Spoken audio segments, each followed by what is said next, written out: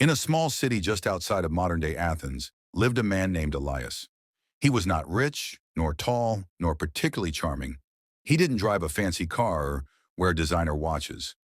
But there was something about him, something quiet, powerful, and unshakable that drew people in, especially women.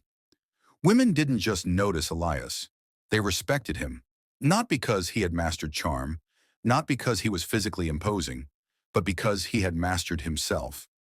Elias hadn't always been this way. In his younger years, he was the kind of man who bent to fit whatever mold he thought would gain him approval. If a woman liked books, he quoted philosophers. If she liked rebels, he played tough.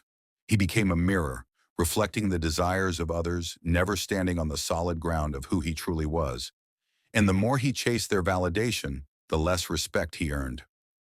"I don't know what's wrong," he once confessed to his mentor, an older carpenter named Dorian. "I say the right things.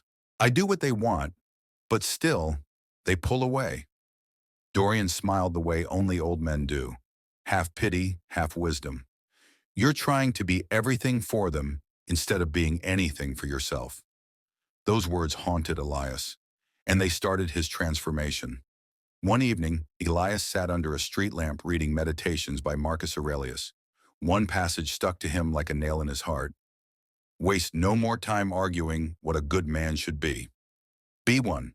He stopped trying to perform masculinity and started living it. He stopped looking outward for validation and turned inward for discipline. He stopped asking, "What do women want?" and began asking, "What kind of man do I respect?" That single shift rewired everything. He set boundaries where there were once apologies. He said no without guilt. He walked away when he wasn't respected. He listened, but didn't seek permission. He became deliberate with his time, selective with his energy, and slowly, the world noticed. Elias didn't chase, he attracted. Not with flashy lines or expensive things, but with calm presence. When he spoke, people leaned in, not because he was loud, but because he meant every word. When he listened, he really listened not to respond, but to understand. When he walked into a room, he carried no need to prove himself, and that made him undeniable. Women began to feel something rare around him. Security. Not the kind that comes from money or muscle, but the kind that comes from knowing this man knows who he is. He had boundaries but wasn't rigid. He had standards but not ego. He didn't need to impress, he simply was. And in that being, women didn't just admire him. They respected him. They trusted him. They desired him. What Elias had mastered wasn't pickup lines. It wasn't fashion. It wasn't wealth. It was emotional self-control, the ability to regulate his emotions, to delay gratification, to stay grounded when others were reactive, to speak calmly in chaos, to walk away without drama, to lead with integrity instead of impulse.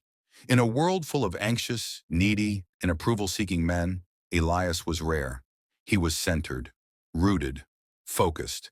And that's the kind of man women respect not because he demands it, but because he embodies it.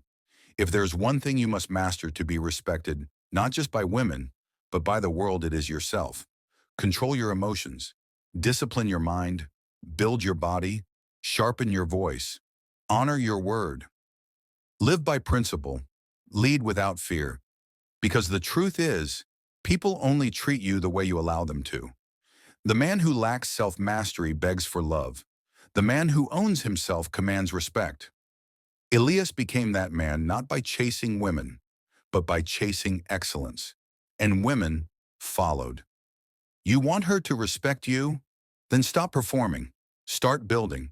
Let her feel your presence, not your need. Let her hear your silence, not your desperation.